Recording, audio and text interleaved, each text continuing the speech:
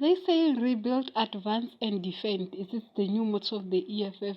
The EFF National People Assembly has completed in Nazareth, Johannesburg yesterday. So now EFF has a new leadership, and under those leadership, we've seen there's a recycle of leadership. There are no new faces. There's just people that we know from the EFF, and I'm guessing, is it about a thing of Julius cannot trust anyone as he feels betrayed by his former friends who are saying there's no friendship in politics, it's just association by who helped you at that time, like acquaintances.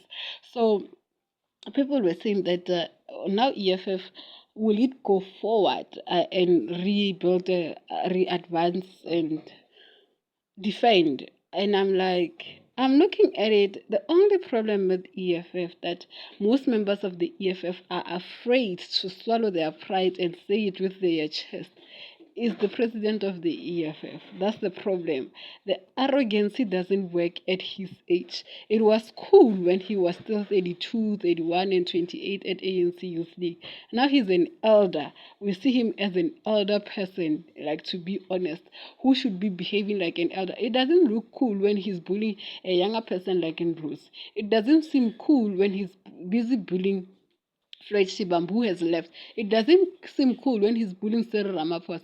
It doesn't even look cool when he's bullying an 82-year-old President Jacob Zuma. You know, when some things are no longer working for you, you accept it, you move forward like that. It's politics, it's not personal. It's not a brotherhood. This is not a family meeting. I mean, so I don't see EFF advancing or changing as they say they're going to rebuild and advance and defend the revolution. There's no revolution in the EFF. The only thing that is left is the ego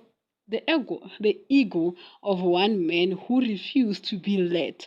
Because it's either him or no one in the EFF, and he knew that at this point the membership on the ground, the numbers on the ground are favoring Mbizeni Ndlozi, and then he makes sure that he bully him to a point that he doesn't take it anymore and refuses to be part of that. You know, sometimes when somebody refuses to be part of something, he say we must ask him. But I believe that Ndlozi just refused to be part of those circus that they were doing in Johannesburg, because you can't give us Godrich Gadi, you can't give us Lean Matthias coming back again. Like, what about empowering the young people from the student organization? It's not student command, from the student command. What about them? People who are working on the ground. You are recycling leadership as if it's a class recycling company.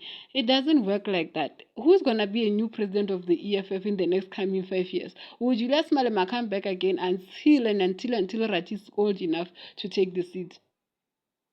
EFF is not going anywhere. I'm telling you, EFF is not going anywhere.